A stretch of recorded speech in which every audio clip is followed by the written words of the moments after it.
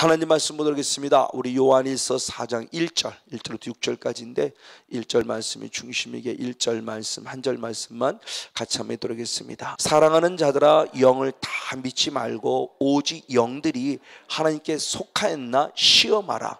많은 거짓 선자가 세상에 나왔음이니라. 이제 그러면서 오늘 본문 말씀에 이어서 이제 드디어 4장에 들어왔을 때 사도 요한이 우리에게 말할 때 중요한 말씀입니다. 영을 분별하라 그래. 영을 시험하라고 말합니다.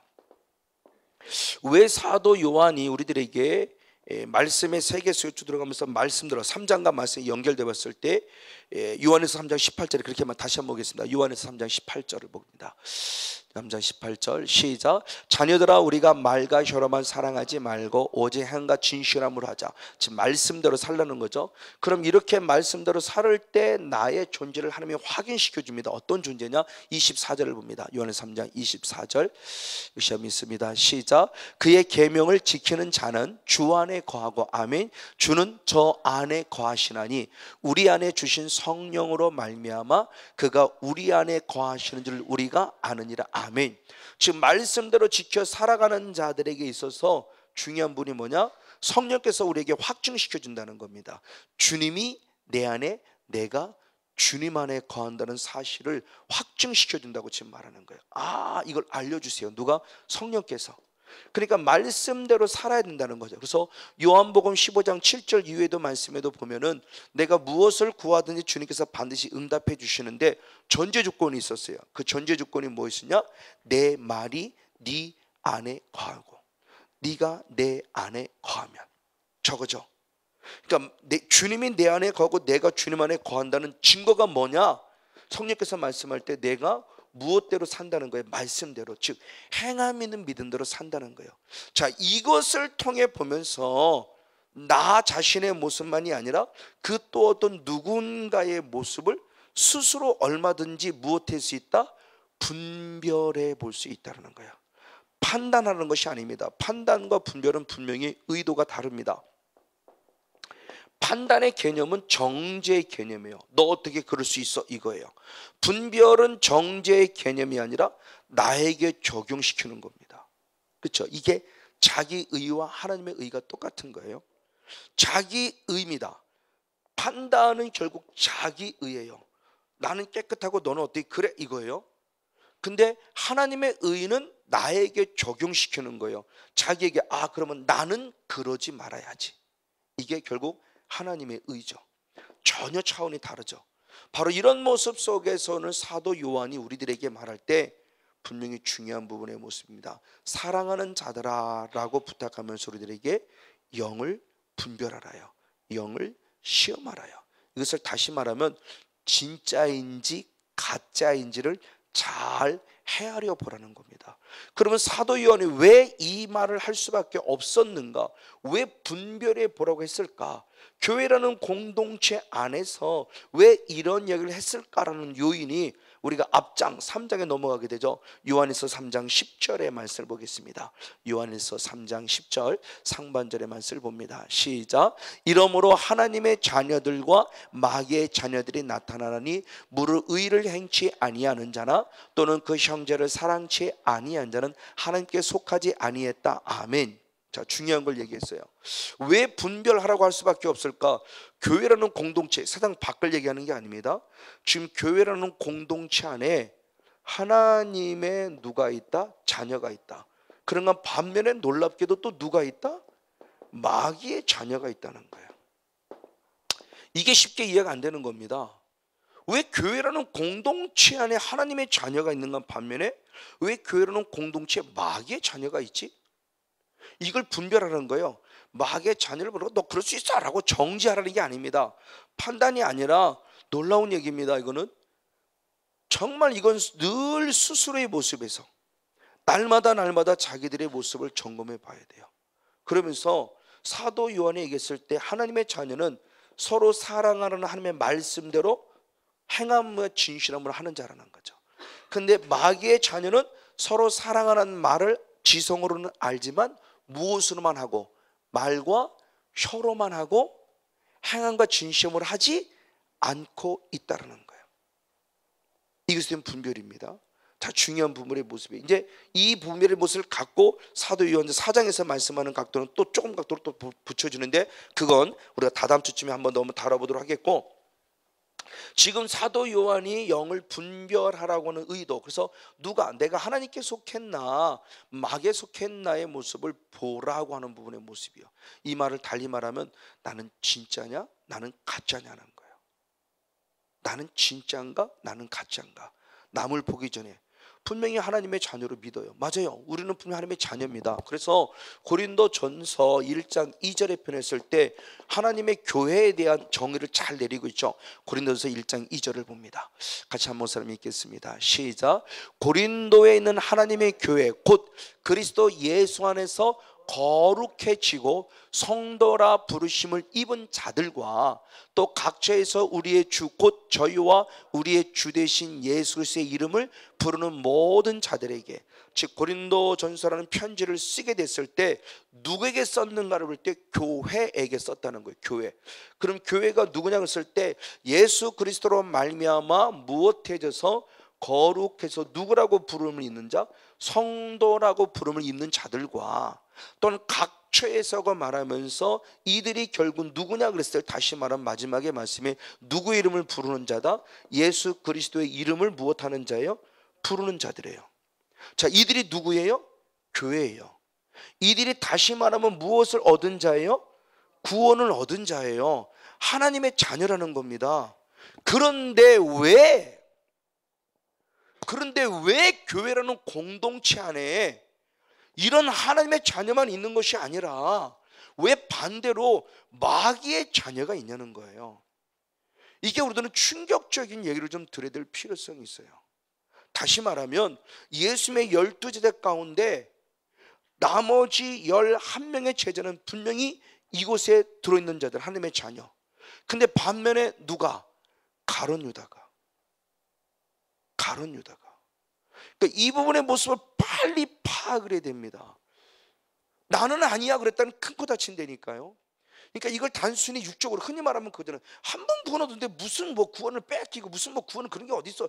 이거 육으로 보는 거란 말이에요. 육으로. 근데 영의 세계를 보니까 아니더라는 거죠. 영의 세계를 보면 사단이라는 존재가 내 안에 자리 잡고 있는데 얘가 왜 내 안에 자리 잡아서 지금까지 나의 삶을 곤고하게 만들고 힘들고 어렵게 만드냐? 단순히 육신의 질병이나 가난하기 위해서 아니요.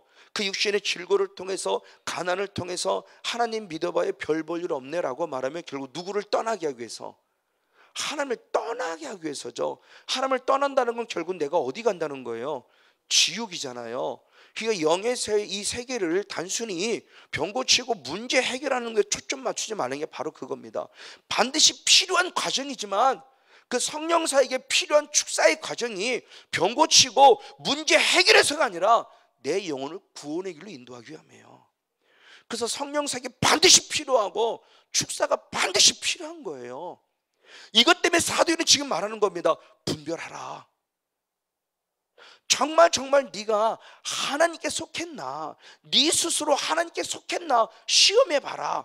분별해 보라는 거예요. 남을 아니요, 먼저 자기 자신을. 이거로 말한다면 내가 진짜냐 가짜냐는 겁니다. 주님께서 말씀할 때 마지막 때 주님 심판한다고 말씀하며 이렇게 말씀했죠. 마태복음 13장 30절 말씀을 보겠습니다. 마태복음 13장 30절. 주님께서 마지막 심판을 이렇게 표현했습니다. 시작. 둘 다 추수 때까지 함께 자라게 두어라. 추수 때 내가 추수꾼들에게 말하기를 가라지는 먼저 거두어 불사르게 단으로 묶고 곡식은 모아 내 곡가 안에 넣으리라. 아멘. 마지막 심판 때를 얘기하며 심판대 앞에 섰던 우리들의 모습에 곡식만 있는 것이 아니라 누가 있다고 그래요? 가라지요. 여기서 말씀하는 이 가라지는 불신자를 말하는 상태가 아닙니다. 요한복음 3장 17절 위의 말씀에 예수 그리스도를 믿지 않는 자는 이미 심판받았다는 것이에요. 그리고 분명히 마지막에 요한계시록 21장에 백보자 심판을 말씀하는 그 부분 속에서는 물론 뒤에서 이미 들어왔다는 그 구원받지 못한 자들의 모습에 대한 부분도 같이 포함하는 부분도 있지만 그 윗절로 행위 심판을 얘기할 때는 믿지 않는 자가 행위 갖고 심판받을 이유는 없잖아요. 그러니까 행위 심판을 얘기한다는 것은 대단히 중요한 부분이에요. 즉 뭘 착하게 했다 안 했다 이런 개념이 아니라 하나님께서 말씀할 때 말씀 안에서 말씀으로 말미암아 말씀대로 살았냐. 다시 말하면 말씀대로 산 것이, 말씀에 순종하는 것이, 이것이 무엇을 이루어 드리는 것이다. 하나님의 의를 이루어 드리는 것이다. 그럼 말씀대로 순종하지 않는 것이 결국 무엇이다? 죄다. 그래서 죄와 의를 의롭게 산다는 개념을 무슨 신비하고 대단한 사람처럼 보지 마세요. 성경에서는 두 가지를 다 말했어요. 의롭게 살라라고도 말했어요. 이 말을 달리 말하면 죄 짓지 말라는 말씀과 똑같은 거예요. 이걸 너무 다르게 사니까 무슨 자기 의를 찾고 왜 행위를 강조하는, 그게 아니고 마땅히 살아야 될 바의 모습을 얘기한 거죠. 마땅히 말씀대로 살아야 되는데 말씀대로 살지 않으면 그게 뭐고? 죄고, 말씀대로 살았더니 그게 뭐예요? 의예요. 그렇죠.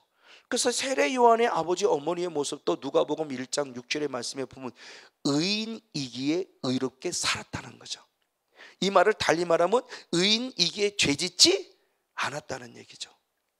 자, 이 말씀에 대한 부분이에요. 그러면 여기서 말씀하는 가라지는 불신자가 아니란 얘기예요. 근데 마지막 때는 반드시 심판을 받아서 가라지는 불 속에 집어넣고 곡식은 곡간에 집어넣는다는 거죠. 불은 결국은 지옥이고 곡간은 결국 천국을 지금 말하는 거죠. 주님이 하나님의 나라에 대한, 마태복음 13장에 하나님의 나라에 대한 비유 설명을 하신 말씀이란 말이에요 지금. 그래서 45절 쭉 말씀, 마태복음 13장 45절 말씀에 보면은 주님 말씀할 때 의인 중에서 누구를 골라낸다고 그래요? 악인. 한번 보겠습니다. 마태복음 13장 45절 말씀. 마태복음 13장 45절 말씀. 네, 한 목소리로 같이 한번 읽겠습니다. 45절, 46절, 47절 계속 한번. 네, 47절, 48절 또 내려서 49절. 네, 49절이에요. 시작. 세상 끝에도 이러하니라. 천사들이 와서 누구 중에서? 의인 중에서 누구를 골라내요? 악인을요. 물고기를 잡은 걸 지금 비유를 들으면 하나님의 나라 비유면서 악인이란 존재는 결국 뭐냐? 곡식들 가운데서 지금 누구를 골라내는 거예요?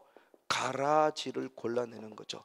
이 말을 달리 말하면 마태복음 25장의 말씀에서는 누구와 양과 무엇을? 염소. 이 어떤 분이 얘기합니다. 노골적으로 얘기해요. 염소를 불신자라고 그래요. 이 불신자라고 말하면 나중에 염소라고 택한 사람이 내가 예수님께 했는데요라고 말을 할 수가 없죠. 나 예수님께 했는데요라고 말할 수 없죠. 근데 그들은 항변한, 나 예수님께 했는데요 이렇게 말하니까 예수님이 네가 나에게 언제 했니?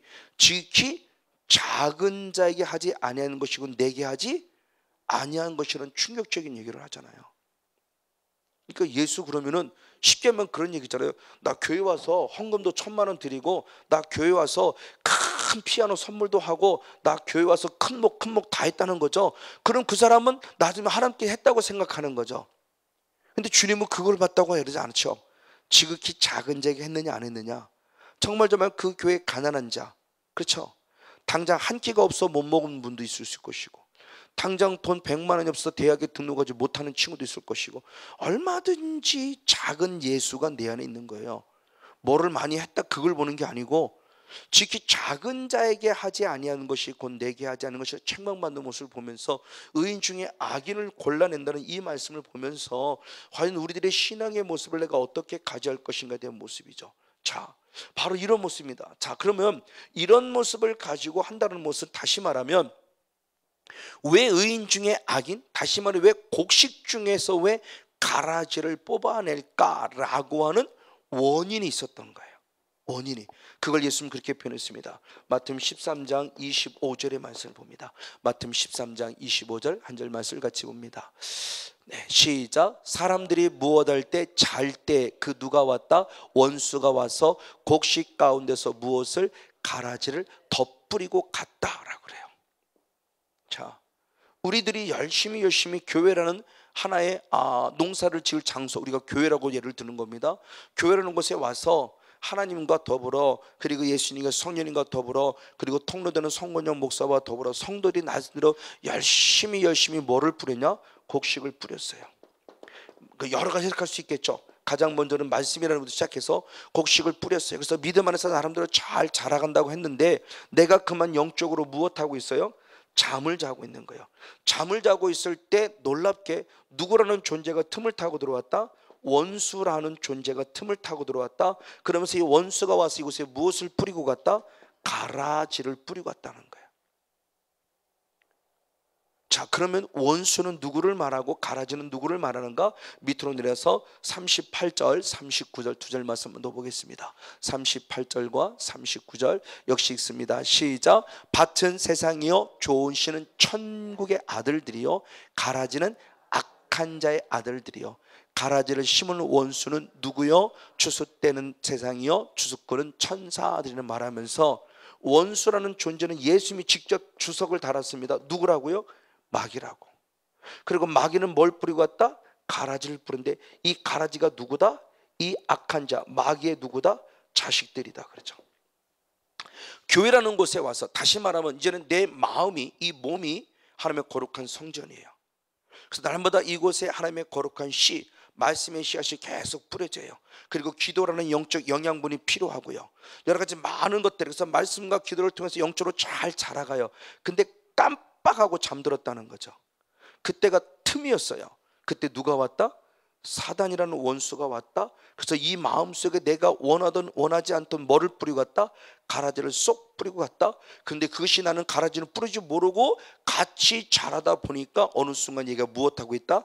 자라고 있어서 결국 곡식까지 피해를 주면 내 마음의 거룩한 성전 자체에 악 영향을 입힌다고 말하면서 이들의 존재가 내 안에 들어서 무슨 일을 하느냐? 그리고 저들의 존재가 누구냐? 40절, 41절, 42절의 말씀에 우리들의 모습을 어떻게 지옥이라는 것을 보내려고 악한 원수가 와서 내 안에 가라지를 뿌리고 갔다. 그래서 마지막 때의 모습의 심판 때의 곡식은 곡간에, 가라지는 풀무불에 던진다라고 말하며 하나님의 나라라고는 우리들 안에, 하나님의 나라, 이 교회라는 공동체 안에, 내 가정이라는 공동체 안에, 내 마음의 심령 안에 놀랍게 이런 일들이 있다라고 하는 부분의 모습을 말하고 있는 거예요. 그럼 영적으로는 뭐냐? 잠잔다는 게 문제죠.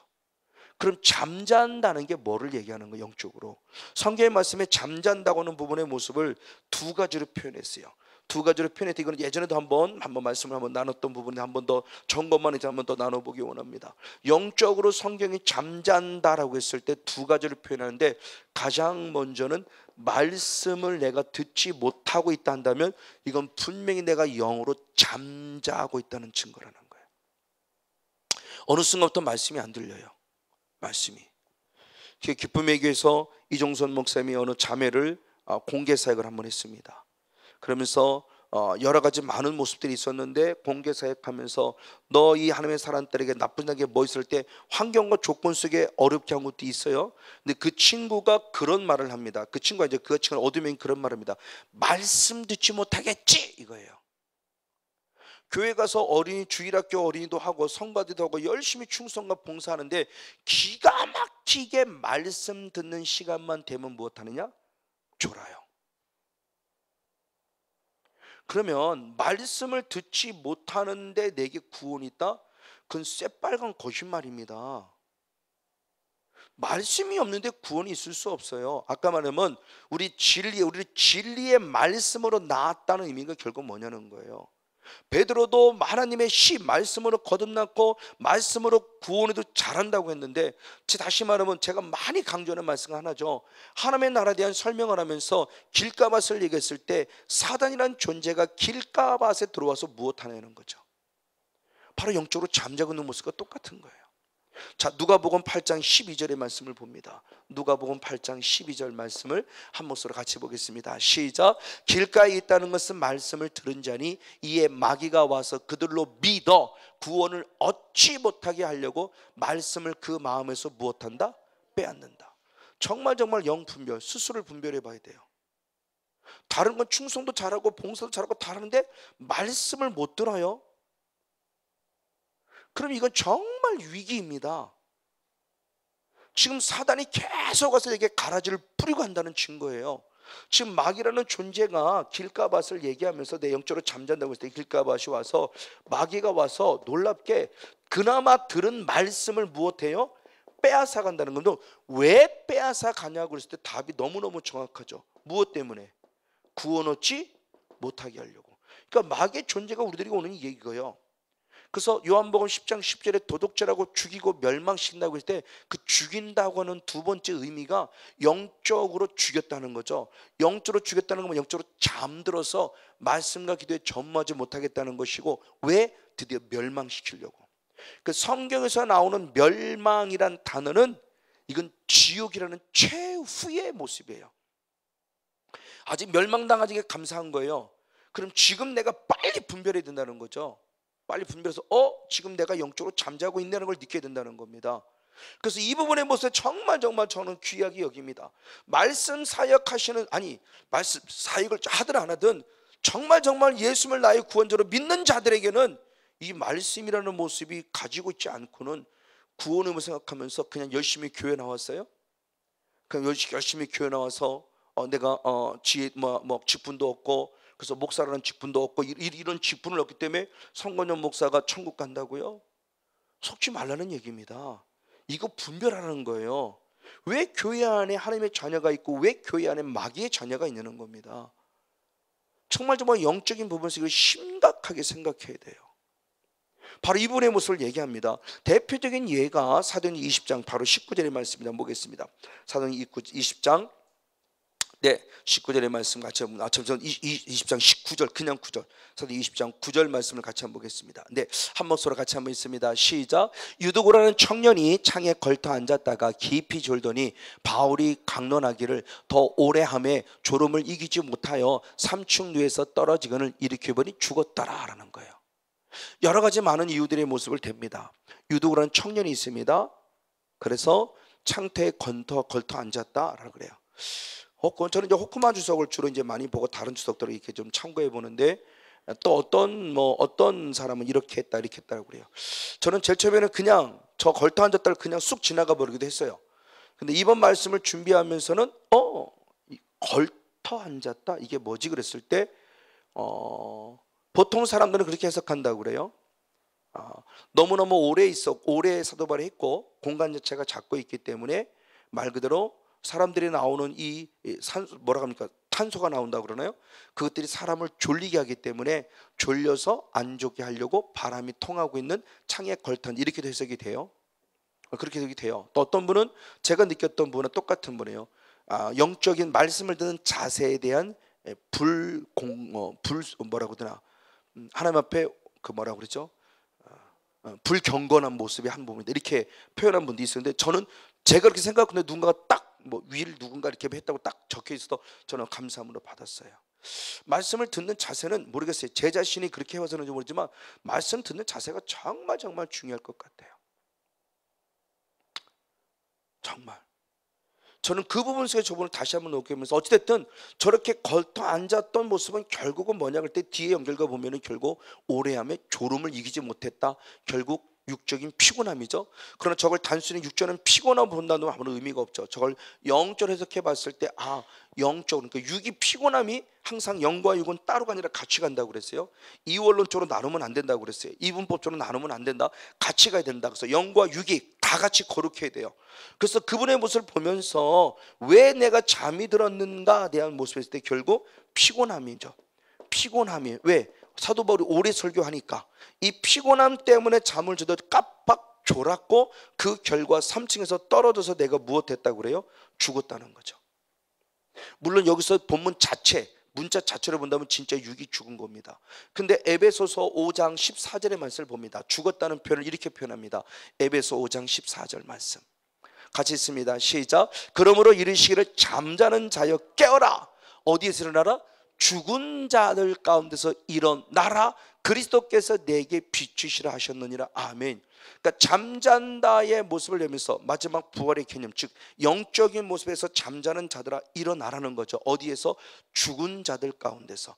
그걸 결국 같은 모습으로 지금 해석하면서 잠자는 자들아 깨어나라 이거죠. 이 말은 다르면 영적으로 죽은 자들아, 영적으로 죽은 자들 가운데 깨어 일어나라는 거죠. 우리 보고 정신 차리라는 거죠. 같이 죽어가지 말고 같이 잠자지 말고 그들 속에 너희라도 일어나라는 거예요. 지금요. 사도 바울이 지금 에베소 교회 성도를 향해서 바로 그 모습 가운데 이 죽음의 모습을 단순히 육신적인 죽음이 아니라 이건 영적으로 죽었다는 것을 표현해 볼 수 있겠다라는 거예요. 자, 그러면 왜 말씀을 피곤하다는 이유 때문에 왜 말씀을 듣지 못하지라는 이유입니다. 영의 세대라니까 왜 내가 말씀을 듣지 못하는, 예레미야 선지자가 잘 표현했습니다. 예레미야 22장 한번 21절을 봅니다. 왜 내가 말씀을 듣지 못하지라는 부분이에요. 같이 한번 읽겠습니다. 역시 한번 읽습니다. 21절, 22장 21절. 22장 21절. 네, 시작. 내가 평안할 때 내가 내게 말하였으나 내 말이 나는 듣지 아니라 하였나니 내가 어려서부터 내 목소리를 청종치 아니함이 내 습관이라 그래요. 자, 왜 듣지 않는가를 영의 색으로 보니까 내가 언제서부터? 어려서부터의 무엇이라고 그래요? 습관이라고 그래요. 그러니까 내 자녀들이 단순히 말씀을 안 듣는 게 아닌 거죠. 내 자녀들이 말씀을 안 듣는 것은 결국 누구의 요인인 거예요? 그 자의의 모습인데 커서도 못 듣는다고 하는 것은 이미 언제서부터? 어려서부터의 습관이라고 하는 거예요. 그래서 모르겠어요. 저는 하나님이 주신 은혜일 수도 있고 하나님이 주신 것에서 저는 집중력은 가지고 있습니다.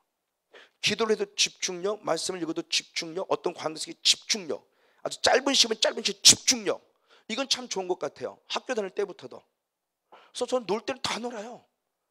근데 시험 보면 성적 잘 나와요. 집중력이 있어요. 그러나 공부할 때는 집중력 있게 듣고, 프리노트 할 때도 집중 있게 프리노트 하고, 근데 그 프리노트를 저만 봐요. 하도 악필이라. 그래서 친구들이 복사해 달라고 그래요. 왜? 제가 프리노트를 잘하니까. 다 복사해 가면은 아무리 복사해 가도 야, 뭔 그런지 못 보겠다 그래요. 당연하지. 제가 봐도 때는 모를 때가 있는. 근데 저는 막 글을 보고 쓰는 게 아니라 들으면서 막 쓰니까 이렇게 내가 보고 나중에 보기 뭐라고 그래 싶을 정도로. 근데 저는 한 번 보고 두 번 보고 있으니까 그 어느 때 아니까 집중력이 있어요. 그러니까 뭐든지. 그러니까 저는 그게 하나님 주는 은혜가 또한 감사한 부분 같아요. 그러니까 주님께 주님 하시는 말씀에 영적인 집중력이 참 필요하지 않을까 싶은 생각을 갖는 거예요. 지금 사단의 존재가 우리들에게 어떻게 나를 무너뜨려 가는가를 보여주고 있는 거예요. 그것이 결국 어려서부터예요. 그러면 이 어려서부터가 단순히 이거냐? 아니다. 예레미야 3장 한번 25절을 보겠습니다. 예레미야 3장 25절은 그 어려서부터의 근원을 또 이렇게 표현합니다. 역시 같이 있습니다. 시작. 우리는 수치 중에 눕겠고 우리는 수역에 덮이올 것이니 이는 우리와 우리 열조가 어렸을 때로부터 오늘까지 우리 하나님 여호와께 범죄하여 우리 하나님 여호와의 몫을 청종치 아니했다. 그럼 왜 하나님 말씀을 청종하지 못하는가? 당장을 봤더니 어려서부터 나예요, 나 모습. 근데 영에서로 깊이 들어가 보니까 그 어려서부터가 또 분명히 아니더라는 거죠. 바로 나의 누구서부터라고 그래요? 열조, 즉 나의 조상들도 똑같았다는 거예요. 나의 조상들도. 그러니까 조상들이 하나님 말씀을 청종치 않았기 때문에 그 자녀 역시도 그걸 보고 듣고 배우는 게 그런 거죠. 보고 듣고 배우는 게 그거예요. 저희 선배님의 교회입니다. 막 태어나서부터 기도 가운데 태어났어요. 그 친구도요. 선배님 중에서 선배님 그 성도 중에 아이가 하나가 얼마나 이쁜지 몰라요. 5살만 돼도요. 그럼 어려서부터는 그렇지만 그 목사님 아들, 그러니까 목사님 아들들은 한참 오빠죠. 대학생 다 됐으니까. 걔네들은 뒤에서 시끌벅도 떨어요. 목사님 이렇게 막 지금 예배를 찬양을 인도하는데, 근데 걔는 저 맨 앞자리 엄마 아빠랑 아주 앞에 탁 앉아갖고 찬양하고 막 기도하고 그러고 막 그래요. 그러다가 뭐 무슨 소리가 들렸는가 봐요. 그러니까 들었더니 오빠 왜 예배 시간에 떠들고 그래? 그런 거예요. 그 친구는 정말 그러니까 태어나면서부터 엄마와 함께 계속 그런 영적인 습관들이 몸에 배어 있는 거예요. 그러니까 하나님을 향해서 예배할 때, 찬양할 때, 기도할 때는 떠든다는 것은 그 친구 의식 속에서는 있을 수 없어요. 왜? 이미 어려서부터죠. 그렇죠? 근데 저때 당시의 모습이나 오늘 나의 모습을 본다면 나도 어려서부터인데 그 어려서부터가 내가 아니라 더 올라가니까 누구 또 붙는 거예요? 내 조상, 엄마, 아빠, 할머니, 할아버지로부터라는 거죠. 그러니까 참 좋은 것도 물려받지만 분명히 나쁜 것도 물려받는다는 게 이만큼 참 중요한 거예요. 이만큼. 자, 그런 모습입니다. 맞아요. 그러면 이런 모습을 봤을 때 그러면 단순히 이것으로만 우리가 모든 걸 끝나서 나는 원래 그러고 아니요. 주님의 답은 그렇지 않아요. 예레미야 6장 10절의 말씀을 보겠습니다. 예레미야 6장 10절의 말씀 이렇게 표현했습니다. 같이 한번 읽습니다. 시작. 내가 누구에게 말하며 누구에게 경책하여 듣게 할고 보라 그 귀가 할례를 받지 못하였으므로 듣지 못하는도다. 보라 여호와의 말씀을 그들이 자기 욕으로 여기고 이를 즐겨 아니 들었다. 아멘. 그랬을 때 그러면 영적으로 보니까 내가 무엇을 받지 아니했기 때문이다. 할례를 받지 않았기 때문에 계속 이것이 흘러간다는 거죠. 다시 말하면 할례는 결국 뭐예요? 잘라내는 거잖아요. 그래서 예레미야 4장 4절의 말씀에 할례를 받으라 할 때 네 마음 가죽을 베나라 이런 뜻이에요. 그러니까 지금 사도 바울, 지금 예레미야 선지자가 하나님 말씀을 전하는 할례는 육으로 보면은 말 그대로 아이의 꼬추를 끝을 잘라내는 거예요. 그게 하나님과의 구별된 태어난 지 8일 만에 하는 특별한 하나님의 징조였어요. 내가 널 택했다는 증거. 그러나 오늘 예레미야 사도를 통해서 주님께서 하시는 할례의 개념은 육적인 할례를 말하는 것이 아니라 마음의 할례를 말하고 귀의 할례를 말하는 거예요. 예레미야 4장 4절을 보겠습니다. 예레미야가 어떻게 말했는가? 주님의 마음을 이렇게 표현합니다. 예레미야 4장 4절. 네, 같이 한번 읽습니다. 시작. 유다인과 예루살렘 거민들아 너희는 스스로 무엇을 행하여? 할례를 행하여 너희 무엇을 배워라? 마음 가죽을 배워서 누구에 속하라? 여호와께 속하라. 그렇지 않으면 주님은 너를 심판한다는 거죠. 즉 하나님의 마음이 단순히 육신적인 모습의 할례가 아니고 마음의 가죽을 베내라는 거예요. 그러니까 누구 탓할 필요가 없다는 겁니다. 다시 말하는데 저것이 스스로라고 말했다는 것은 대단히 중요한 의미를 갖는 거예요. 누가 해주는 게 아니라는 거예요. 오늘 우리는 말한다면 철저하게 회개함을 통해서 가장 먼저는 죄를 제사함 받아야 되고, 제사함 받았으면 성령을 선물로 받아서 남아있는 죄성을 끊어내야 된다는 거죠. 말씀 듣지 못하는 악한 영의 존재를 끊어내야 돼요. 다시 말하면, 쉽게 말하면 잠자게 만드는 영을, 이거 할례를 받는다는 겁니다. 나는 그냥 피곤해서, 아니요, 피곤한 건 말대로 한두 번이지 절대 그것이 아니라는 거죠. 그러니까 영의 세계가 너무너무 중요한 거예요. 이게 지금 내가 말씀을 듣지 못하고 있다는 것은 내 영이 잠자고 있다는 거예요. 내 영이 잠자고 있다는 것은 계속 악한 사탄만 내게 뭘 뿌리고 간다는 거예요. 계속 가라지를 뿌리고 간다는 거예요. 나를 죽이려고. 그러니까 정신 바짝 차려야 되는 거죠. 정말 정신 바짝. 예배라는 게 얼마나 귀중한가를 우리에게 보여주는 겁니다. 맞아요. 그랬을 때 똑같은 사건이 예레미야에서, 예레미야 23장의 말씀을 보면은 결국 이 말을 듣기 싫다고 해서 예레미야를 죽이려고 그랬어요. 근데 죽이려고 하는 그 사건의 모습이 신약시대도 똑같이 주님께서 말하고 있는 부분이 있습니다. 사도행 7장 51절 말씀을 봅니다. 사도행 7장 51절. 스데반 집사님의 설교를 들은 자들의 반응을 보겠습니다. 한번 스데반 집사님의 설교, 사도행 7장 51절 시작. 목이 곧고 마음과 귀에 무엇을 받지 아니한 할례를 받지 못한 사람들아, 너희가 항상 누구를 거스렸어요? 성령을 거스려 너희 누구와 같이? 조상과 같이 너희도 하는도다. 영적으로 마음과 귀가 할례받지 못한 사람은 결국 성령을 거스르는 거예요. 그러니까 성령이 일하지 않음이 아닙니다. 성령이 일했는데 오히려 성령을 거스르는 거죠. 성령을 몰아내는 거예요. 들으라 그러는데 못 듣겠다고 하는 거죠. 안 듣겠다고 그러는 겁니다. 그래서 그 결과의 열매가 54절의 말씀을 보면은 결국 스데반 집사를 죽이는 거죠. 54절을 봅니다. 마음에 불림의 찔림을 받았어요. 찔림을 받은 어떤 결과를 가져갔냐? 저희가 이 말을 듣고 마음에 찔렸으나 저를 향하여, 스데반 집사를 향하여 이를 부득부득 갈고 결로 돌로 때려 그를 죽이죠. 죽여요. 그러니까 말씀을 듣고 욱하는 게 올라오고 말씀을 듣고 왜 저래? 라고 한다면 이건 대단히 영적인 부분에 중요한 부분이에요. 근데 베드로의 설교를 들은 자들은 사도행전 2장 37절을 보면 똑같이 말씀을 찔렸는데, 이게 말씀의 기능이죠. 당연히 잘 박힌 목과 같다고 그랬으니까, 채찍 같다고 했으니까. 근데 어찌할 거가 돼요? 성령을 거스림이 아니라 성령이 인도를 받죠. 그러니까 말씀에 대한 부분 하나만으로도 내가 말씀을 지금 잘 듣고 있는가, 말씀을 잘 듣고 있지 않는가에 따라서 내가 영적으로 잠자고 있는가, 내가 영적으로 깨어있는가를 스스로 분별해 볼 수 있다. 잠자고 있다면 원수라는 사단이 지금도 내 안에 끊임없이 가라지를 뿌리고 갑니다.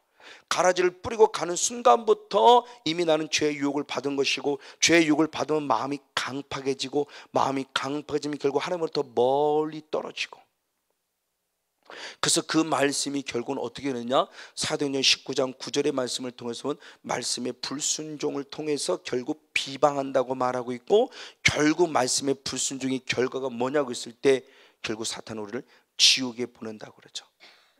영원한 형벌에 들어가게 한다는 거예요.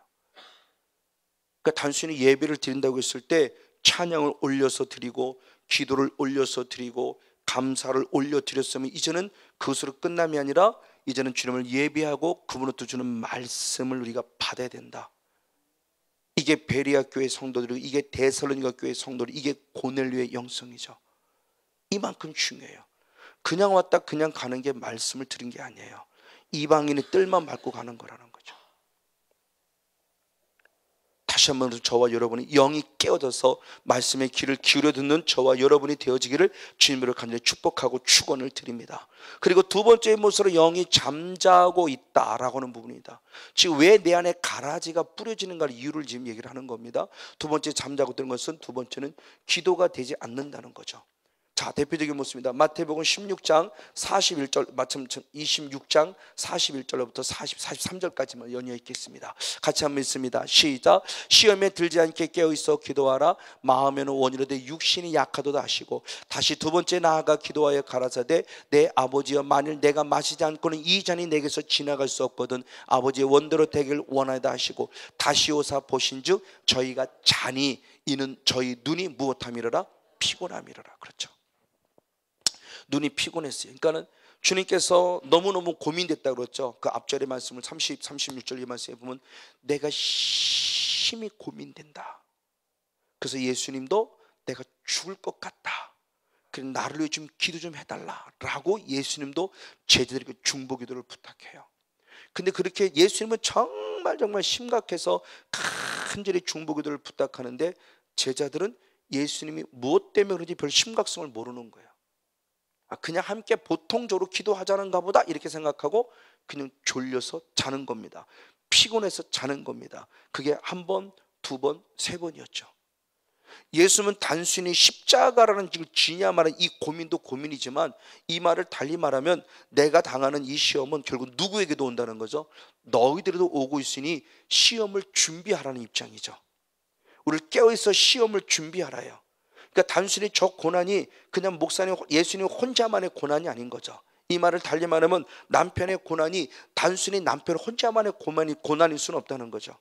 목회자의 고난이 목회자 혼자만의 고난일 수는 없다는 겁니다. 성도들의 고난이 성도들의 혼자의 고난일 수는 없다는 거예요. 제가 제 성령밴드에 올려놓지만 어느 목사님, 65세 은퇴하신 목사님이 한 이야기입니다. 왜 내가 65세밖에 5세 만에 은퇴를 해야 될 것이냐, 그 부분의 모습에서 그는 이렇게 표현합니다. 교회가 작았을 때는 정말 한 사람 한 사람 성도를 위해서 눈물로 기도했던 내 모습이 있었는데, 어느 순간부터 교회가 부흥하고 성장하면서 부교육자가 생기고 성도가 많아질 때 어느 날 자기가 느끼는 겁니다. 어느 성도의 부모님과 누가 돌아가셨다라는 얘기를 들었는데, 예전 같았으면 돌아갔다는 얘기만 듣고도 당신은 이 강단 앞에 엎드려서 정말 철회하며 그 성도를 위로해달라고 그러고 그렇게 하면서 결국 장례를 치렀다는 거예요. 근데 어느 순간 전혀 장래에 관한 이야기나 어떤 고난의 얘기를 들어도 내게 전혀 주님의 마음이 생기지 않더래요. 그래서 누구를 보느냐, 부목사 갔다 와 이러더라는 거죠. 이게 오늘 충격이었대요. 내가 가짜다. 내가 왜 이러지? 그러니까 성도의 아픔이 전혀 아픔으로 느끼지 않더라는 거예요. 성도의 아픔이 아픔으로 느끼지 않으면 나는 가짜라는 거죠. 그래서 일찍이 빨리 목회를 포기하고 나는 나오고 더 훌륭하신 목사님을 모시는 게 낫겠다 싶어서 그는 65세 만에 은퇴했다는 자기의 나름대로의 변론이죠. 그럼 그분이 정말 목회를 못했냐? 아니요. 모든 주변 사람이 다 얘기합니다. 참 훌륭하신 목사님을 다 얘기해요. 근데 당신 스스로는 자기는 가짜라는 거죠. 맞아요. 저에게도 이 위기가 올까 정말 저는 두렵습니다. 여러분들이 저를 어떻게 보는지 모르지만 저는 나름대로 정말 저희 교회 성도를 물러지면 여러분 한 분 한 분의 어떤 모습에 정말 저는 그 주님의 안타까운 마음을 갖고, 왜 이거 놓치면 저는 가짜죠. 병고 축에 이리 와요. 이거 가짜입니다. 이거 놓치지 않으려고 저는 정말 고군분투 최선을 다하는 거예요. 이 주님의 마음 뺏기지 않고 싶어서. 이거 주님 마음 뺏기면 저는 가짜입니다. 저도 그 어려움을 겪어봤지만, 목사님 이 아픔과 이 어려움 때문에 살고 싶어 오신 분들에게 그냥 뭐 해결하세요, 뭐 이런 그냥 뭐 쓸데없는 그냥 뭐 이런 얘기 듣자고 그분들이 온 건 아니잖아요. 여러분들이 온 거 아니잖아요. 정말 여러분들은 살고 싶어 왔는데 그렇게 말하고 있으면 저는 갈아질 수 있죠. 이 말을 달리 말하면, 제가 말씀과 기도에 전무하지 않은 순간 잠자고 있을 때 결국 사단은 존재하고 제게 뭐를 지금 뿌리고 하고 있다? 가라지를 계속 뿌리고 있는데, 나는 가라지를 발견하지 못하고 있고, 나는 잘하고는 자기 착각에 빠져. 왜? 능력은 계속 나타나니까. 그럼 자기 착각에 빠지는 거예요. 그럼 과연 그 능력은, 내가 말씀과 기도하지 않았는데 그 능력은 진짜냐? 가짜죠. 진짜를 한다면 오히려 예수님 똑같은 것처럼 기도 외에는 이런 유가 나갈 수 없다고 한 것처럼 능력이 안 나타나야 진짜죠. 그럼 그나마 자각하잖아요. 그나마 정신 차리잖아요. 예수님 성문용서도 기도하지 않았기 때문에 능력 안 나타나. 그러면 감사한 거예요. 나는 기도하지 않았는데 불과 자꾸 능력이 나타나요. 이게 자기 착각이라는 겁니다. 이게 자기 착각. 이걸 성령님이 하겠다고 착각하면 정말 큰 코 다칩니다. 제가 잘났다는 것이 아니라 저는 이런 부분들을 두려워 여기는 거예요. 그래서 어떻게든 정말 말씀과 찬양 기도에 전무하려고 제 나름대로는 최선을 다합니다. 저는 기도할 때 오래 기도하지는 못하는 것 같아요. 그러니까 기쁨의 기도는 저는 좋아요. 왜? 그나마 가면 오래 기도할 수 있는 시간의 모습을 가질 때가 있어요. 저는 그게 참 좋아요. 감사해요. 어쨌든 바로 이런 부분들, 기도하지 못하는 부분. 맞아요. 그럼 기도하지 못할 대표적인 요소가 출애굽기 17장에 이스라엘 백성이 애굽을 건너 광야에 들어왔을 때 가장 먼저 만나는 적인 아말렉이라는 적을 만날 때 어떤 현상이 생겼느냐. 출애굽기 17장 11절 12절 열어보겠습니다. 출애굽기 17장 11절로부터 같이 한번 보겠습니다. 시작. 모세가 손을 들면 이스라엘이 이기고 모세가 손을 내리면 아말렉이 이기더니 모세의 팔이 피곤함에 그들이 돌을 가져다가 모세 아래 놓아 그로 그 위에 앉게 하고. 아멘. 아론과 훌이 하나는 이 편에서 하나는 저 편에서 모세의 손을 붙들어 올렸더니 그 손이 해가 저는 내려오지 아니한지라. 13절의 말씀에 결국 이스라엘이 이기더라. 지금 보시오. 피곤해서, 분명히 손이 피곤해서 내려왔어요. 피곤해서 내려왔다는 것은 기도가 잠시 멈췄다고 하는 것이겠죠. 당연히 피곤해요. 정말 손 들고 해본다는 거 어떻게 그랬습니까? 쉽지 않죠. 근데 그걸 영적인 분별력 있는 누가 봤나? 아론과 훌이 본 거죠. 모세의 손이 올라가면 이기고 모세의 손이 내려오면 지는구나. 그러면 답은 하나죠. 모세의 손만 내려오지 않도록 하면 돼요. 그래서 그를 돌이 앉게 했습니다. 그리고 양옆에 가서 그 손을 자기가 무엇했다? 붙잡았다는 거죠. 그렇죠? 모세가 앉았으면 그들은 한번 무릎을 꿇었든지 아마 서 있든지 그랬겠죠. 모세가 앉아서 손을 들었으면 그 손을 붙잡는 거죠. 그럼 내가 서 있든지 아니면 나도 무릎을 꿇었든지. 어쨌든 보십시오. 그러면 모세 혼자만 기도한 것이 아니라 결국 아론과 훌의 중보기도의 힘이 필요했던 거죠. 그 중보기도의 힘이 결국은 이스라엘을 승리케 했다는 겁니다. 맞아요. 혼자의 기도가 안 됩니다. 저도 혼자 기도 좀 혼자 한다고 하지만 혼자의 기도는 아무래도 파워가 약할 수밖에 없어요. 그래서 제가 군포에 있을 때 하나님께 이런 부분에 대한 모습을 여쭤봤을 때 그걸 주님은 그렇게 답했어요. 기도의 분량을 채우라 했어요. 근데 기도의 분량이 놀랍게 나 혼자만이 아니더라고요. 개인적인 부분에서 성건용 목사가 채워야 될 기도의 분량이 있지만 가정적인 부분은 가정이 채워야 될 기도의 분량이 따로 있더라고요. 이거구나. 그렇죠. 저희 가족이 4명이란다면 아빠라는 혼자가 채워야 될 부분이라 아빠도 있으면 엄마도 있어야 되고 엄마도 있으면 부모 자녀도 같이 해야 되고 그 자녀들이 함께 가족이 채워야 될 기도의 분량이 있어요. 그럼 반면에 교회는 교회가 채워야 될 기도의 분량이 있고 가족 커질 수밖에 없겠죠. 근데 그걸 목사 혼자로서는 감당할 수 없죠. 그러니까 서로가 감당하는 중보기도가 필요하다. 바로 이번 속에서 이 기도에 대한 중요성의 모습이죠. 그럼 이렇게 기도하지 않았을 때 똑같은 말씀이 신명기 55장 18절 이후로부터 말씀을 보면은 누가 당하냐고 했을 때 가장 약한 자가 당했다고 그래요. 가장 약한 자. 가장 약한 자. 그러면 이스라엘 백성들 중에 이때 당시의 모습을 똑같이 제2세기 얘기하는 거죠. 가장 약한 자, 어린아이들이, 악한 자들이 결국은 아말렉의 공격의 대상이 된 거죠. 왜? 맨 뒤에 있었을 거니까. 걔네 침략해 들어오면 맨 뒤에 있는 거 계속 죽을 수밖에 없을 거예요. 약한 자. 그러면 아이들, 여자들일 거예요. 그러나 저걸 육으로 보면 그렇지만 영적으로 본다면 영적으로 가장 약한 자. 그렇죠? 교회적으로 보면 저건 100%입니다. 가장 누가 공격당하냐? 약한 자예요. 저도 한 성도를 보면서 지금 대단히 나름대로 중보기 되면 최선을 다해 기도하고 있어요. 약한 자예요. 약한 자를 계속 건듭니다. 그래서 어떻게든 교회로 못 나오게 하는 거죠. 수단 방법 안 가립니다. 별별 합법적인 이유를 대서라도 목사님 죄송해요, 그래서 못 갔어요. 유괴 조건은 충분히 제가 이해합니다. 유괴 조건으로는. 왜? 바쁘니까. 근데 바쁨으로 끝나냐? 그게 아니거든요. 그 영은 지금 죽어가고 있단 말이에요. 그러니까 정신 차려. 바쁜 거 나도 알아. 그도 나와야 돼. 목숨 걸어야 돼. 그래서 믿음은 목숨 거는 거야. 그래서 죽도록이야 라고 얘기하지만 말로는 하고 알아요. 그 다음 주에 꼭 오겠습니다 그럽니다. 근데 꼭 안 옵니다. 아, 이게 참 진짜 그 한 번 빠지는 것 같으면 딱 빌미를 주고 나니까 그 다음부터 두 번, 세 번 빠지는 건 너무 쉬워요. 너무 쉬워요. 그러니까 한 번이라는 빌미를 주지 말아야 돼요. 그 한 번이죠. 한 번 죄진 것 같고 우리가 지옥 가지는 않아요. 죄도 잘해 가는데 다음 주에 그분을 좀 더 우리가 잘한다는 부분을 좀 다뤄볼 겁니다. 죄에 대한 부분은. 자, 어찌됐든 주님께서 지금 우리들의 모습을 할 때 이 죄, 이 기도하지 못한다는 바로 이 모습. 그래서 사단의 존재의 모습을 할 때 우리 마가복음 9장 29절의 말씀에도 예수님 말씀할 때 무엇 외에는, 기도 외에는 이런 주가 나갈 수 없다고 말하며 우리가 정신 바짝 차릴 것을 말하고 있죠. 특별히 사도 바울이 참 베드로가 그렇게 배렸습니다. 베드로전서 4장 7절의 말씀을 보겠습니다. 베드로전서 4장 7절 말씀. 네, 한 목소리로 같이 한번 읽겠습니다. 베드로전서 4장 7절 한 절 말씀을 같이 봅니다. 시작.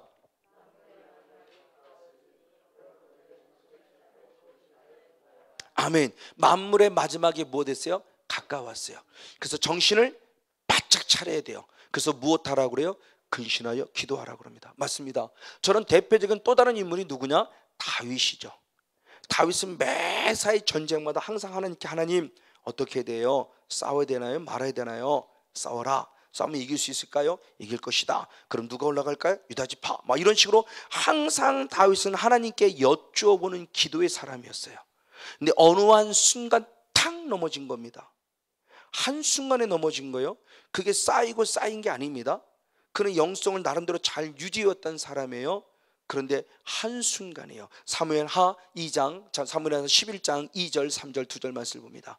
사무엘하 11장 2절 3절 2절 말씀 시작. 저녁 때 다윗이 그 침상에서 일어나 왕궁 지붕 위에서 거닐다가 그곳에서 보니 누가 한 여인이 목욕을 하는지라 심히 아름다워 보이는지라. 다윗이 보내어 그 여인을 알아보게 하였더니 고하되 그는 엘리암의 딸이요 햇사람 우리아의 아내 밧세바가 아니니까 라고 말하며 결국 나쁜 마음을 품었음을 보여줍니다. 근데 중요한 이게 뭐예요? 언제? 저녁 때 다윗이 그 어디에서? 침상에서 일어났다. 저 말은 결국 뭐예요? 그동안 무엇하고 있었다? 낮잠 자고 있었다. 그러면 신하들은 뭐하고 있냐? 1절을 보면 지금 싸우고 있어요. 지금 신하들은 목숨 걸고 싸우고 있는데 왕이라는 사람이 무엇 때문에 이은 줄은 모르지만 분명히 낮잠 자고, 낮에는 일할 때이죠. 말씀과 기도에 전무할 때인데 낮에다 뻘때거나 저녁 때에 그리고 나가서 잘 잤어 라고 봤더니 웬 여인은 목욕하는 게 보이는 거죠. 저녁 샤워를 했겠죠. 근데 다윗이 주변에 얼마나 많은 여자가 있었겠냐는 거죠. 그래도 그동안 잘 이겨왔다는 거예요. 근데 한순간 무너져 버리잖아요. 그 무너져 버리는 요인이 뭐냐고 보니까 결국 내가 뭐 됐다? 잤다라는 거예요. 다윗은 말씀의 사람입니다. 그리고 기도하는 사람이에요. 늘 말씀과 기도하는 사람, 말씀대로 살려 애쓰는 사람인데 한순간 기도의 텀을 딱 놓쳐버린 거예요.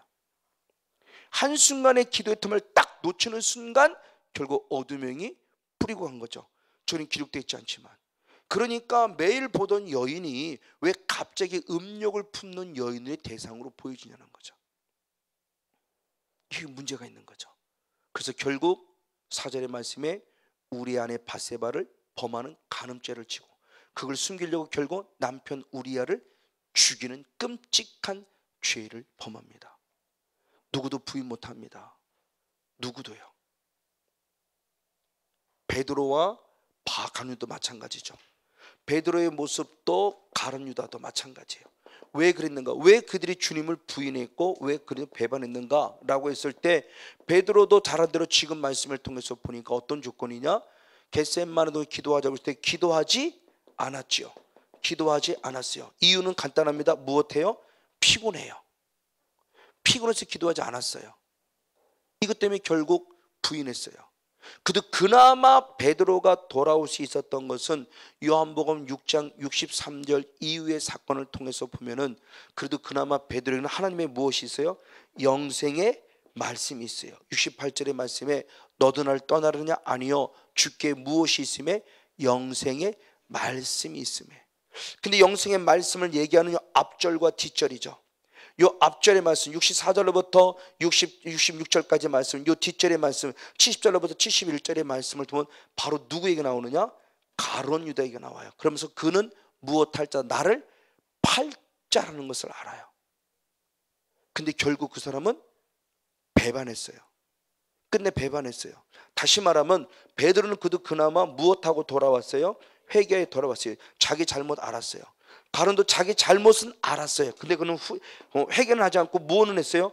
후회는 했을지언정 회개하지 않았어요. 그러면 베드로도 그나마 이럴 수 있는 그에게 뭐가 있었기에? 말씀. 혹시 기도는 하지 못해도 말씀이 있든지, 아니면 말씀이 없다 한다면 기도라도 하든지, 뭔가 둘 중에 하나라도 하면 그래도 그나마 하나님 앞에 돌아갈 수 있는 기회가 있다는 거죠. 근데 두 가지를 다 놓치면 결국 누구 꼴이 되느냐? 가룟 유다예요. 그럼 이 말을 달리 말하면 가룟 유다에게는 결국 누가 들어갔다? 마귀가 들어갔다는 거죠. 이걸 아까 그 말씀대로 가룟 유다 안에 누가 들어갔다? 가라지가 뿌려진 거죠. 그래서 요한복음 13장 2절과 27절 말씀했을 때 가룟 유다의 대표적인 모습을 보여줍니다. 요한복음 13장 2절과 27절 두 절 말씀을 보겠습니다. 네, 요한복음 13장 2절과 27절 말씀 같이 한번 보겠습니다. 시작.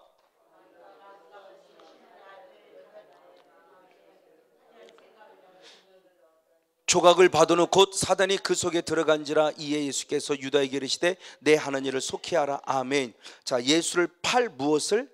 생각이에요. 생각으로 성령이나 우리랑 똑같아요. 사단이나. 그래서 우리는 성령의 생각을 받은 것, 성령의 감동을 받았다고 그러죠. 사단도 생각으로서는 저걸 제 입장에서 말하면 사단의 감동을 받은 거죠. 예수를 팔려는 생각 아직은 안 들어왔어요. 영의 색을 잘 봐야 됩니다. 아직은 가룟 유다 안에 들어오지 않았어요. 근데 뭐를 통해 지금 일하고 있어요? 생각.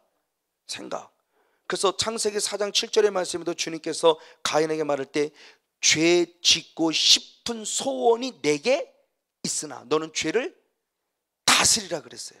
즉 끊어내면 되는데 안 끊어낸 거죠. 꿀떡 삼켜버린 거예요. 다윗의 입장으로 본다면 우리의 안에 바세바를 품고 싶은 마음 생각이 들은 거죠. 그럼 싫어라고 끊으면 되는데 이놈 봐라 이거 딱 끊으면 되는데 안 끊어버린 거예요. 다스리질 않았어요. 꿀떡 삼켰어요. 맞아 라고 풀었어요. 왕의 권위를 갖고 우리의 바세바를 품어요. 생각을 꿀떡 삼서 맞아 라고 하는 순간 성경은 말합니다. 이미 사단은 바깥에 있는 것이 아니라 어디로? 내 안에 들어와 있다라고 말하는 거죠. 그래서 주님께서 네 일을 행하라 그러잖아요. 참 불행한 인생이죠. 빌라도 못지않게 불행한 인생이 가룟 유다죠. 저게 가라지예요. 저 사람이 염소예요. 저 사람이 마귀의 자녀예요. 저 사람이 거짓 선지자예요. 그러면 나와 우리들은 안 그러나요? 우리도 똑같아요. 그래서 이제 우리들의 모습이 재상, 왕 같은 재성의 바늘에 섰기 때문에 주님들에게 말합니다. 역시 똑같이 하나님의 제단 속에서 하나님의 집을 날마다 성령의 불을 통해서 기도의 불을 태우라는 거죠. 그 얘기는 안 했군요. 엘리사과 사무엘의 모습에 대한 모습이죠. 엘리사과 사무엘의 모습은 지금 불이 깐당깐당 아직 꺼지는 않았으나 꺼져가고 있는 그때에 엘리사의 사명을 감당하는 자는 자기 처소에 있었고 그것을 지키는 자는 누구였냐? 어린 사무엘이었어요. 그래서 출애굽기 27장 21절에 그렇게 표현합니다. 출애굽기 27장 21절. 출애굽기 27장 21절. 네, 같이 한번 읽습니다. 시작. 아론과 그 아들들로 해마간 증거궤와 휘장 앞에서 저녁부터 아침까지 항상 여호와 앞에 그 등불을 간검하게 하라. 이는 이스라엘 자손의 대대로 영원한 규례니라. 아멘. 즉 제사장으로서 사명이 아주 중요한 부분이 뭐냐? 저녁부터 아침까지 항상 여호와 앞에 무엇을? 등불을 간검, 다시 말하면 등불을 꺼뜨리지 않게 하라. 그러니까 부족하다 싶으면 계속 가서 감람유를 부라는 겁니다. 계속 기름을 부어서 불이 활발 타오르게 하는 거죠. 그렇죠. 기도의 불이 꺼져갈 것 같으면 빨리 목사가 무릎 꿇으라는 거죠. 지금 기도의 불이 꺼져갈 것 같으면 빨리 끓으라는 거예요. 남편이 끓고 아내가 끓고 부모님이 끓고 자녀가 끓고 목회자가 끓고 성도가 끓어야 된다는 겁니다. 왜? 혼자 힘으로는 안 되니까. 서로가. 이게 제사장적 사명이라는 거예요. 그렇다면 내가 영적으로 잠자고 있다는 것은 몰라, 될 대로 되라고 하고 잠자겠죠. 기도하지 않겠죠. 말씀에 이제는 올인하지 않겠죠. 그러면 그 사탄이 주는 놀라운 기회죠. 밥이죠, 밥. 성목사 고마워 그러고 박수 칠 거예요. 그러면 잽싸게 들어와서 막 뿌리고 가는 거죠. 얘들아 빨리빨리 들어가, 빨리빨리 들어가. 그래서 저 성모님부터 생각을 막 다 무너뜨려버려. 다 무너뜨려. 기도하고 싶으면 무너뜨리고, 말씀하고 싶으면 무너뜨리고, 저 성령사를 다 무너뜨려. 저 가정을 무너뜨려버려 막. 그래서 누구를 통해 건들고 누구를 통해 건들고 계속 건드리는 거예요. 그 12월 달에 계속 공격입니다. 아이고 주여. 두렵지 않다는 겁니다. 그러나 이길 수 있다는 거죠. 왜? 부족하지만 말씀계대 전무하고 있으니까. 할렐루야. 정말 최선을 말씀계대 전무하려고 정말 했습니다. 이거죠. 그럼 사탄이 건들 수가 없죠. 들어왔다 해도 얘는 쫓겨나는 거고, 들어왔다 해도 자리 잡지 못하는 거고. 그러니까 누구에 대한 모습이 아니라 결국 나의 모습을 통해서 영적인 부분들의 모습이 이만큼 중요한 부분의 모습. 맞아요. 바로 이분의 모습 맞습니다. 바로 이런 분의 모습을 주님께서 우리에게 하시는 말씀입니다. 바로 그 모습을 때 주님이 우리에게 무엇을 말씀하는가? 다윗의 만순간 무너지는 모습을 보면서 우리들의 영성은 과연 어떤 영성이 되어야 할 것인가 하는 모습이죠. 그래서 주님 말씀하셨습니다. 역대하 13장 11절의 말씀을 봅니다. 역대하 13장 1절, 즉 사도 6장 4절의 말씀에 기도하는 것과 말씀 전하는 일에 전무하라 그랬는데 대표적인 모습 13장 11절. 네, 같이 한번 읽겠습니다. 시작. 조석으로 여호와 앞에 번제를 드리며 아멘, 분향하며 아멘. 또 깨끗한 상에 진설병을 놓고 아멘. 또 금등대가 있어 그 등에 저녁마다 불을 켜나니 우리는 우리 하나님 여호와의 계명을 지키나 너희는 그를 배반하였느니라. 아멘. 즉 우리들의 영성을 돌아보는 겁니다. 조석 아침 저녁이죠. 아침 저녁을 통해 하나님께 무엇을 드렸다? 번제. 쉽게 얘기하면 하나님께 예배를 드렸다는 거죠. 그 예배를 드림 속에서 분향하며 깨끗한 무엇을 놓았다? 진설병을 놓았다. 진설병은 지금 떡상이죠. 떡상은 우리가 지금 무엇을 상징하죠? 하나님의 말씀을 상징하고 있고요. 그리고 더 나옵니다. 금 등대가 있어 그 등에 저녁마다 무엇을 켰어요? 불을 켰어요. 불을 켰다는 것은 결국 무엇을 말하냐? 계속 기름을 부었다는 것이고, 계속 기름을 부었다는 것은 그에게 무엇이? 기도의 불이 활활 타오르고 있었다는 거죠. 이게 우리들이 정말 해야 될 중요한 부분의 모습이에요. 날마다 이건 제사장적 사명으로서 하나님께 감사하며 영광 돌릴 때 너희가 배반할 수밖에 없었던 이유와 내가 주님을 배반하지 않은 궁극적인 차이는 뭐냐? 다른 것 아니에요. 충성을 잘했다 그거 아니에요. 그러면 결국 배반과 배반하지 않는 차이점의 핵심은 결국 뭐냐? 나는 끊임없이 말씀과 기도에 전무했다는 것이고, 너희들은 말씀과 기도에 전무하지 않았기에 주님을 무엇할 수밖에 없었다? 배반할 수밖에 없었다는 것을 지금 가르쳐주고 있는 거죠. 잘나서가 아닙니다. 그것이 내가 살 길이기 때문에, 내 영이 살고 내 환경이 살고 내 범사가 살 수 있는 길이기 때문에 최선을 다해 주님 앞에 영적인 분별하면서 나 자신의 모습을 돌아보는 바로 그 영성에 대한 모습을 말합니다. 맞아요. 자, 그런데 바로 이런 모습 가운데서 왜 그러면 우리들의 모습에서 이렇게 기도하지 못하게 만들까 그럴 때 그 부분의 모습이 결국은 피곤함이죠. 근데 왜 육신적인 피곤함이 왜 영적인 피곤함이 왔냐고 했을 때 아까 또 요한복음 10장 10절의 말씀에 도적은 우리 와서 무엇한다? 도적질하고 죽이고 무엇한다? 멸망시킨다 그랬어요. 바로 이 사건이죠. 수 없는 것들을 너무 많이 도적을 당하고 보니까 지쳐버리는 거예요. 무기력증이죠. 영적 무기력증. 제가 그랬다고 그랬죠. 영적 무기력증. 기도도 못하고 있고 아무것도 못하고 누가 만나도 만나는 게 겁나고 지금으로 말하니까 결국 우울증이었어요. 우울증. 영적 무기력증이 온 거예요. 다 뺏겨버렸어요. 저는 성도 다 뺏겨버렸고요. 제 마음속에 이미 마음도 뺏겨버렸고요. 좌절하고 낭만 속에 뺏겨져 버렸고요. 죽고 싶다는 생각 않는 것만도 감사한 거예요. 제가 거기서 영적으로 빨리 깨어나지 못했으면 죽고 싶다는 생각이 들었을 거예요. 그럼 거기까지 좀 큰일 났겠죠. 그거 생각이 없었던 것도 감사한 거죠. 그도 그 중간에 그도 그나마 제 안에 살고 싶다라는 중심을 가지고 있었어요. 근데 그것이 제 생각이 아니었던 것 같아요. 뒤돌아보니까 결국 성령님께서 나를 위해 중보기 되셨고, 그리고 집사람과 더불어 성도들이 부족한 저를 중보기 된 제 은혜의 능력이 제게 나타났다. 그러니까 중보기 됨이 얼마나 중요하다는 거예요. 중보기 됨의 힘이. 그러니까 누군가가 누군가를 중보한다는 것은 정말 참 중요하다. 이것이 저를 결국 살렸어요. 그럼에도 불구하고 저는 지쳐가는 거죠. 지쳐가니까 제가 결국은 어디냐? 여기까지 간 거죠. 지치니까 그도 그나마 목사니까 설교 준비해야 되니까 그때는 성경 읽어서가 아니라 설교 준비를 위해서도 말씀을 읽어서 그래서 그나마 제가 살 수는 있었는데, 제가 뭐를 못했느냐? 기도가 못했던 거죠. 기도가 안 됐던 거죠. 못했다기보다 기도가 안 됐던 거예요.